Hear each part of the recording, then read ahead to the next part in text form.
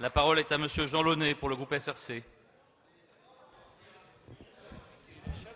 Monsieur Sancy, que vous le vouliez ou non, cette loi de finances rectificative marque la volonté politique de mettre en œuvre non seulement la première étape du redressement budgétaire, mais encore le départ de la réorientation de nos politiques vers l'emploi et l'investissement. Et il n'y a pas lieu d'envisager de renvoi en commission, car tout ce qui est présenté dans ce collectif est assumé politiquement et financé.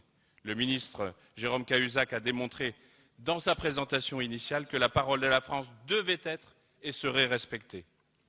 Et comme M. Sancy, la majorité à laquelle vous apparteniez a financé par l'emprunt 50 milliards d'euros entre 2007 et 2012 les mesures de votre péché originel, le texte TEPA, je peux oui dire la dette, c'est vous.